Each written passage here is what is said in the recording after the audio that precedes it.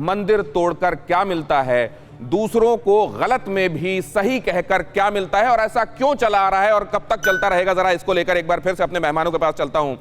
ये अगर हो रहा है विनोद बंसल साहब, तो इसके लिए जिम्मेदार कौन है? देखिए, एक तरफ उत्तर प्रदेश और मध्य प्रदेश की सरकारें हिंदू द्रोही फारूकी को जेल की शिक्षों में अंदर कर देती हैं, तो वहीं दूसरी तरफ ये तीनों राज्य, आपने देखा कि तीनों ही राज्य गैर भाजपा शासित राज्य हैं और तीनों ही राज्यों में है मुस्लिम तुष्टीकरण की नीति हावी है। तो ये मुस्लिम तुष्टीकरण की नीति के चलते ये हिंदुओं पर हमले, मंदिरों पर हमले, संतों पर हमले, भगवा को आतंकवादी साबित करने की जो साजिश है, ये प्रचंड तरीके से चल रही है। हमने अभी जो है आंध्र प्रदेश के मुख्यमंत्री को भी लिखा था, अभी इसके बंगाल के मुख्यमंत्री को तो कहने का कोई लाभ ही नहीं है। वहां का पूरा इस्लामिक जिहादियों का साथ भी चल रहा है, ऐसा लग रहा है। और राजस्थान के, आपने जहां तक दिल्ली का सवाल है, दिल्ली की सरकार को हमने 21 नवंबर को चेताया था कि माननीय सुप्रीम कोर्ट ने कहा है कि अगर दिल्ली सरकार एप्लीकेशन दे तो हम इस मंदिर को बचा सकते हैं, और बाकायदा कोर्ट ने कहा कि हाँ आप एप्लीकेशन दीजिए। आइए इसका जवाब ले लें। विनोद बंसल, आपने एक बड़ी बात कही कि आप जहां पर भी ये होता हुआ देख रहे हैं वो गैर भाजपा सरकारों के यहाँ होता हुआ देख रहे हैं। मतलब गैर भाजपा सरकारों को हिंदुओं की हिंदू सेंटिमेंट्स की चिंता नहीं है। कुलदीप, क्यों तोड़ा गया मंदिर?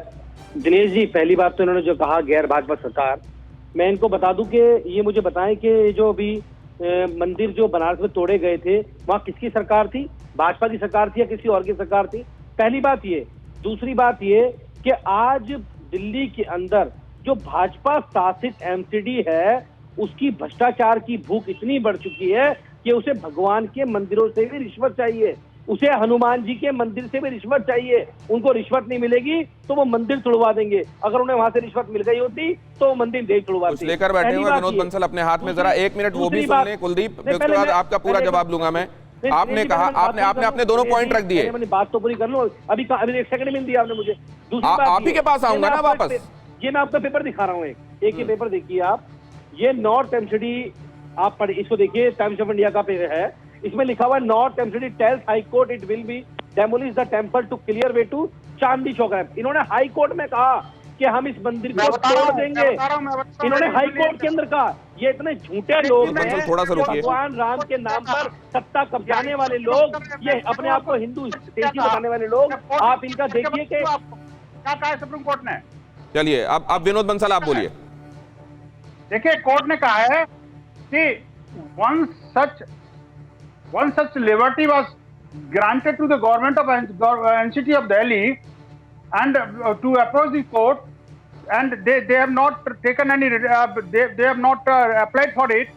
The relief cannot be granted.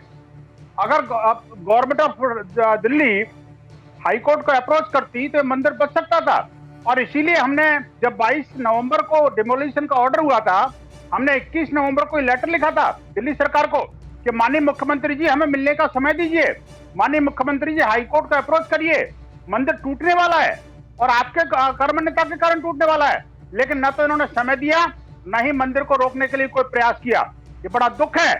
आज औरंगजेब का शासन है दिल्ली के अंदर। ये दिल्ली की जनता आखिरकार कहां जाएगी?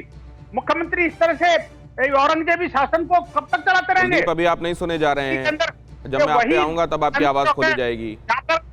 ये वही चांदनी चौक है जहां पर के गुरु तेग बहादुर, आपने लेकिन एक बड़ा सवाल उठाया, उसका जवाब ले लें। विनोद बंसल, अब आप शांत हो जाइए प्लीज। अब मैं कुलदीप आपके पास आ रहा हूं। कुलदीप, क्या आम आदमी पार्टी सरकार की तरफ से ये कोशिश हुई कि मंदिर बचाया जाए?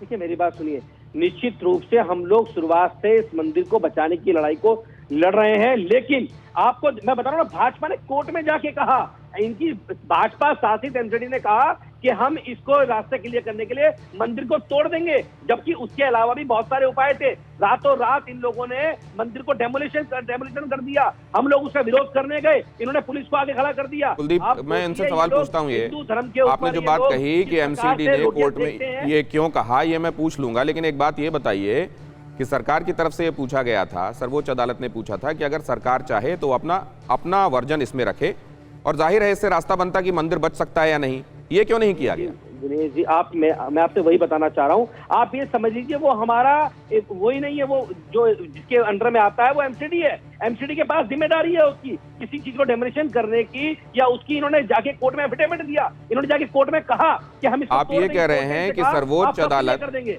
आप ये कह रहे हैं कि कोर्ट को ये मालूम ही नहीं था कि डिस्क्रिप्शन किसका है, फिर भी सरकार से पूछ लिया गया कि आप अपना वर्जन दीजिए। मैं वही आपको बताना चाह रहा हूँ कि ये जो भी जिसके अंडर में आता है वो भाजपा शासित एमसीडी है। दिल्ली में 3 तरह की सरकारें काम करती हैं। परवाह देश की, सोमवार से शुक्रवार रात 10 बजे TV9 भारतवर्ष पर।